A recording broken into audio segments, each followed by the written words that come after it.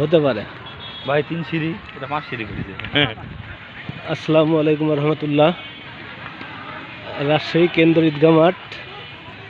আমরা এখন মাঠটির পশ্চিম পাশে এসেছি। কারুকাজ করা ঈদগাহ মাঠটি দেখুন, এখানে দরজা লাগানো। দরজাটা কি জন্য লাগানো তা অবশ্য জানি না।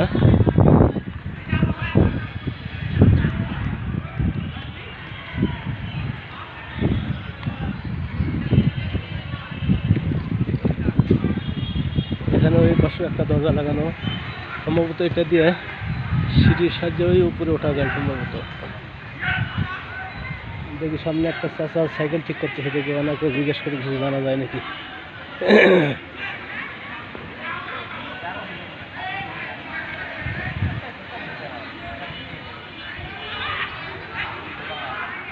আসসালামু আলাইকুম।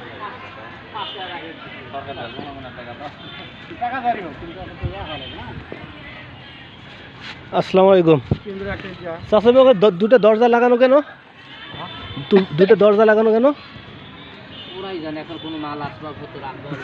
ও সরি, আসলে চাচাও জানেন আসলে দরজাটি কেন লাগানো। দুঃখিত। এটা আপনারা লক্ষ্য করছেন এই মুহূর্তে আমরা অবস্থান করছি রাজশাহী প্রাণ কেন্দ্রে ময়দানে আমরা অবস্থান করছি। দেখতে পাচ্ছেন অত্যন্ত সুন্দর কারুকার্যতা। আপনারা দেখে হয়তো অনেকেই চিনতেই পারবেন না যে আসলে এটা ঈদগাহ মাঠের মূলত মেহরাব। তবে অত্যন্ত সুন্দর কারুকার্য করা হয়েছে। দেখতে পাচ্ছেন আপনারা, হয়তো মনে প্রশ্ন আসতে হবে কী করা হবে।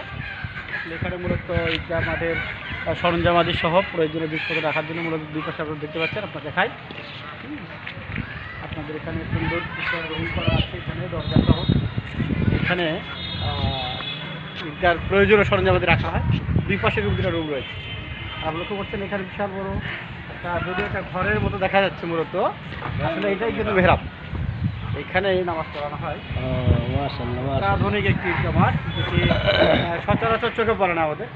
এরকম একটি পরিবেশ আমরা লক্ষ্য করছি। আপনারা ঘুরে ঘুরে যদি দেখা চতুর্দিকে দেখবেন, গোটা ঈদগাহ মাঠের পরিস্থিতির একই মত।